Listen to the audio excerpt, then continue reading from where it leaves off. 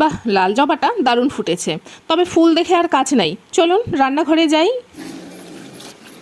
আজ খাবো ঢেঁকি শাক। ঢেঁকি শাককে বেছে কেটে ধুয়ে জল থেকে তুলে রেখেছি। আর এদিকে আমার মা ঢেঁকি শাকের জন্য সর্ষে, তিল আর লঙ্কা বেটে নিচ্ছে।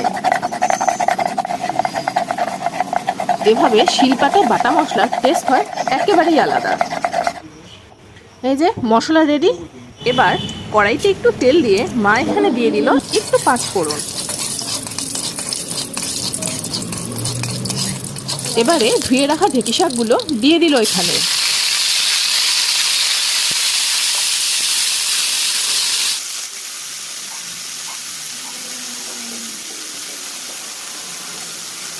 পরিমাণ মতো লবণ দিয়ে ভালো করে নাড়াচাড়া করে নিতে হবে। এরপর তাড়াতাড়ি যাতে সেদ্ধ হয়ে যায় এর জন্য দিয়ে দিতে হবে একটি ঢাকা। কিছুক্ষণ অপেক্ষা করে ঢাকনাটি তুলে নিয়ে ভালো করে নাড়াচাড়া করতে হবে।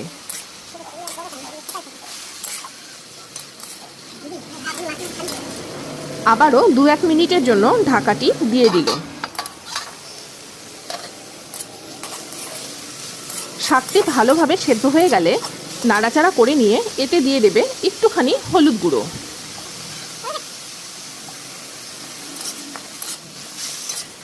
আবারও হলুদ গুঁড়ো দিয়ে শাকটি ভালো করে নেড়ে চেড়ে নিচ্ছেন যাতে হলুদ গুঁড়ো পুরো শাকের মধ্যে ভালোভাবে মিশে যায়।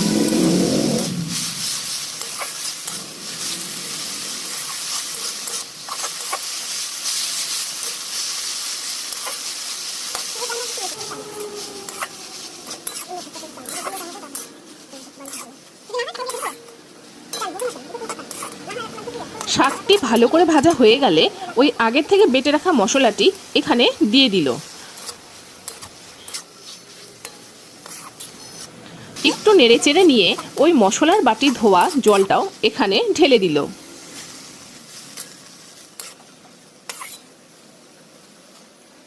এই মশলাটা শাকের সাথে ভালো করে মিশিয়ে দিতে হবে।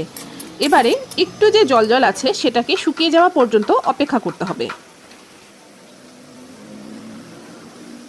এই শাকের অতিরিক্ত জলটা শুকিয়ে গেলে শাকটা একদম রেডি। এবার শুধুমাত্র এটাকে বাটিতে তুলে নেবার পালা। এভাবে বাটিতে তুলে নেওয়া হয়ে গেল আর এর সাথে আমাদের রান্নাটাও কমপ্লিট হয়ে গেল। এটা কিন্তু গরম ভাতের সাথে ভীষণই ভালো লাগে খেতে।